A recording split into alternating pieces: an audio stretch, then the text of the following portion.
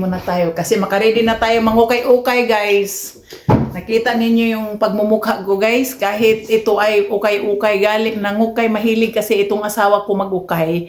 Kaya yung mukha ko galing ng ukay-ukay.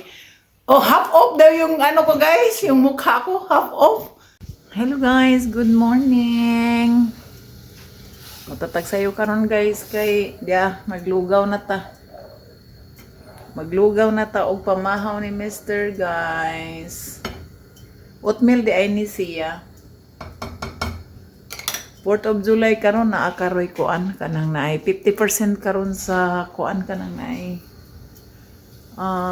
Mga thrift store, mga Goodwill, mao na mong kinabuhi diri guys. Yan ang pinagkikitaan namin pag weekend. Mag-Goodwill kami, mag-thrift store. Dahil binibinta din natin sa eBay, no? Pag may nakikita tayo ng may nakikita tayo ng mga product na mabinta natin sa eBay. Ayun, meron tayong ano ba ito sa Tagalog? Basta sa Bisaya, lugaw ito guys. So, lugaw, oatmeal. Hindi ko naman ito paborito yung yung oatmeal noon. Nung buntis ako, gustong-gusto ko yung oatmeal pero ngayon hindi na. Dahan-dahanin lang natin yung kasi mamaya daw, yun siguro in 1 hour, lalabas na kami. Kaya, kakain muna tayo ng breakfast, of course. Magkape muna tayo. Yung buhay namin dito kasi, kung paminsan-minsan ang buhay namin, okay lang ba? Pero at this time, no, siguro naman tayo lahat nagkakaano din. Tayo lahat na ang nagkakarandarapa dahil sa mga mahal-mahal na talaga na bilihin ngayon. So, idahan-dahan ko na lang muna yung apoy guys kasi mamaya pa yan kainin ni Mr. ba. Nilagyan ko lang siya ng cinnamon at saka sugar. Paminsan-minsan yan ang sinabi ko na paminsan-minsan dito guys marunong din tayo sa buhay dito dahil hindi biro kamahalan guys. Lalo na nandito kayo nakatira sa sa California. Grabe guys, ang mahal-mahal talaga. Yung mga taga dito guys, yung mga taga California, or dito lang sa Bay Area, nagdahan-dahan ang mga tao lumabas dito. Lumalabas. Naglipatan na guys, naglipatan na yung mga tao. Palayo dito. Yung yung mga taga California, mag-move na ng Texas, mag-move na ng Florida, mag-move ng kahit saan-saang state dahil sa kamahalan dito guys.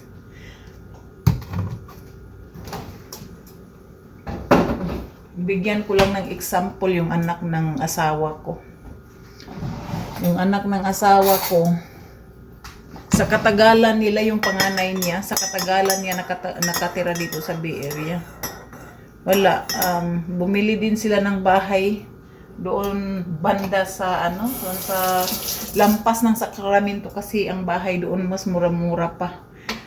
Hindi affordable ang dito guys. Yung mga tao sa malayong lugar, kung meron silang trabaho dito banda sa Bay Area, nagko-commute na sila mga 1.5 hours, 2 hours magtrabaho dito, ganun, mag-BART sila, mag-train sila para dito makatrabaho. Ang mahal talaga.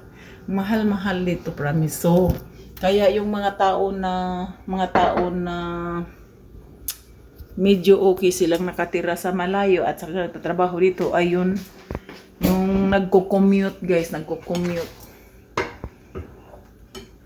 yan na nga ang sabi ni Mr. A na kung lalayas ka na ng California, hindi ka na posible nang makabalik ka ng California. Yeah. Maraming Pilipino dito guys sa California, dito lalo na sa Sacramento area, ang daming Pilipino. Hindi ka pag galing ka pa ng Pilipinas. So, hindi ka yung homesick ba dahil ang daming Pilipino dito.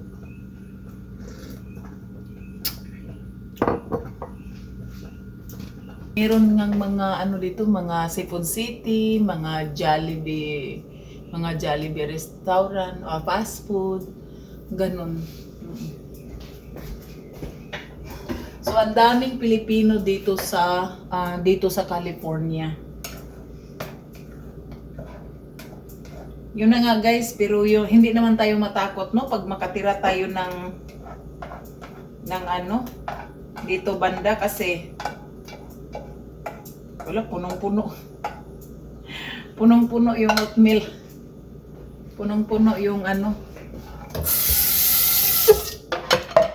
punong-puno yung plato ng oatmeal.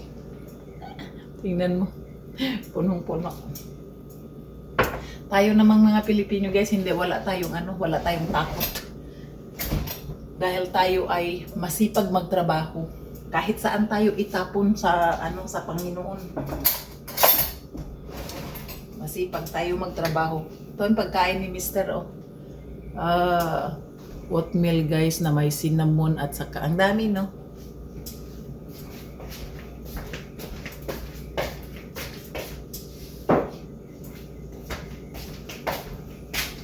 Yan na guys, ako lang guys, magkakapi-kapi lang ako. At saka may tinapay doon siguro isa. Oh, yan lang kasi maagang-maaga pa.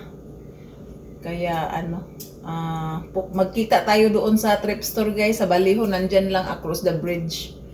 Maghalongka tayo ng mga ukay-ukay ngayon. Mahilig si Mr. mag-ukay-ukay, yan ang namin, hanap buhay namin pag naka-off kami guys. Si Mr. naman dito lang yan siya sa trabaho, dito lang yan siya sa bahay nagtatrabaho. Ako naman yung trabaho ko man dito Friday, today is Thursday, 4th of July, wala akong trabaho. So maghahalongka tayo ng ukay-ukay. Mag-ukay-ukay guys, sa Amerika guys. Mga mahal din ang mga product dito, pero okay lang kasi ang bibilihin lang naman namin po yung mga product na maibenta ni Mr. Meron tayong opportunity ngayon, 50% off, kaya tara na, sama tayo doon. Maglinya-linya pa raw kami. Sabi niya maaga tayo doon at maglinya-linya pa tayo nung oras tayo lalabas. Mag-ready ka na kasi mag-alas 8 na. O sige, lutuan mo na kita ng oatmeal at saka mag-ready na, magkape muna tayo. Kita tayo mamaya. Tinaw na kayo atong nawong. Mag-ready na ta guys. Mag-ukay-ukay karong adlawa. Niya ingon si Mr. Ayaw ko no pag-cleavage, ayaw pagpakita sa imuhang legs, kay basig magkakita siya og buno dito.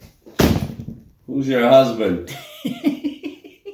Who's the only one that is strong enough and crazy enough to put up with you? Yeah, hold your nose when you say that. Yeah. Muna siya guys, mangita siya og kuan. Ang nawong ba? Ako siyang giingnan guys. Sinabihan ko yan siya guys. Sino na namang magtingin sa babae mo, oy? I can tell by the smile on your face what you're saying. I don't understand the word. I know what your face says. Sabi niya magbihis ka ha, no short, no cleavage. Kasi pupunta tayo sa ghetto na ghetto nga lugar daw. Am I saying that right? Ghetto? Ghetto. Ghetto? Yeah. I'm the one that has to protect you. Ingon siya. I'm the one that has to fight for you.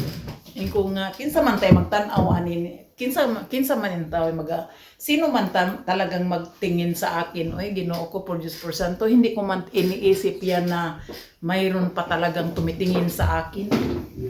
Sabi ko, ikaw lang naman ang tumitingin sa akin Kaya wag ka nang ano-ano dyan. Kakain mo na siya ng oatmeal guys. Ako magkakape muna tayo. Kasi makaredy na tayo mangukay-ukay guys. Nakita ninyo yung pagmumukha ko guys. Kahit ito ay ukay-ukay. Galing ng ukay. Mahilig kasi itong asawa ko mag-ukay. Kaya yung mukha ko galing ng ukay-ukay. Oh, half off daw yung ano ko guys. Yung mukha ko half off. Tingnan mo. So how much did you pay me to marry me for the marriage certificate? Didn't pay you anything. What do you mean? You paid for the county to register. For the marriage certificate. 200. No. How do you not remember this? This is a joke for so many times and you don't remember.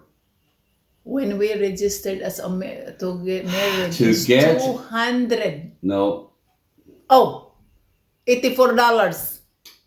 it was $84 for the marriage certificate. Mhm. They don't take a credit card. No.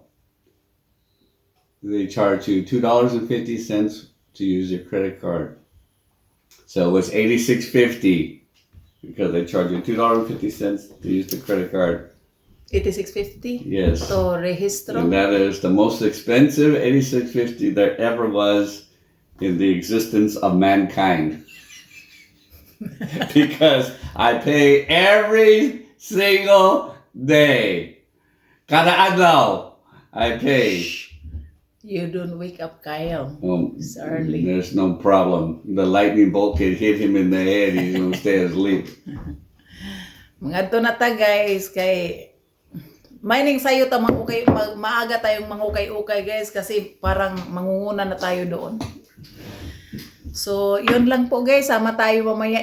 Ano ko lang sa inyo, ipakita ko lang sa inyo sa labas doon. Kasi bibong-bibo din. Yung nandoon tayo sa Pilipinas na mag-ukay-ukay tayo. Ganyan din ang feeling.